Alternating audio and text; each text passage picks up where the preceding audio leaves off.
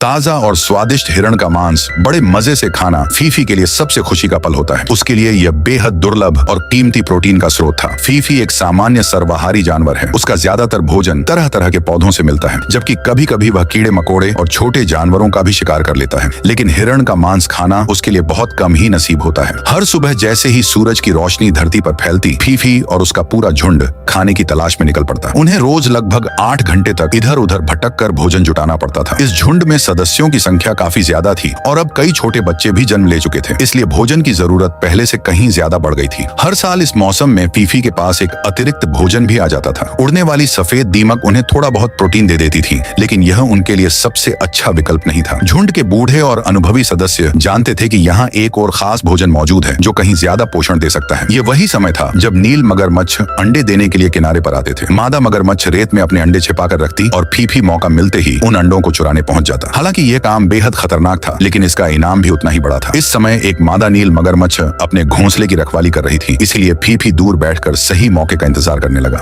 दोपहर होते होते सूरज की गर्मी तेज होती गई। मगरमच्छ ठंडे खून वाले जीव होते हैं, वे अपने शरीर का तापमान खुद नियंत्रित नहीं कर सकते। लंबे समय तक धूप में रहने से उनकी जान भी जा सकती है। कुछ देर बाद मादा मगरमच्छ अपना घोंसला छोड़कर शरीर ठंडा करने पानी में उतर गई, लेकिन फीफी ने फिर भी जल्दबाजी नहीं की। उसे पूरी तरह यकीन चाहिए था कि अब कोई खतरा नहीं है। तभी एक छिपकली सबसे पहले मगरमच्छ के घोंसले को खोदने लगी। थोड़ी ही देर में उसे सफलता भी मिल गई। यह देखकर फीफी भी तुरंत हरकत में आ गया। उसे बहुत तेजी से काम पूरा करना था, क्योंकि मगरमच्छ ज्यादा देर तक दूर नहीं रहने वाला था। आमतौर पर एक मादा नील मगरमच्छ करीब 50 अंडे देती है, इसलिए फीफी के लिए यह किसी खजाने से कम नहीं था। लेकिन तभी मादा मगरमच्छ को कुछ गड़बड़ होने का एहसास हो गया और वह तेजी से वापस घोंसले की ओर लौटने लगी। आवाज सुनते ही फीफी तुरंत वहां से भाग निकला। आज उसने बड़ा जोखिम उठाया था, लेकिन आखिरकार उसे उसका इनाम मिल चुका था।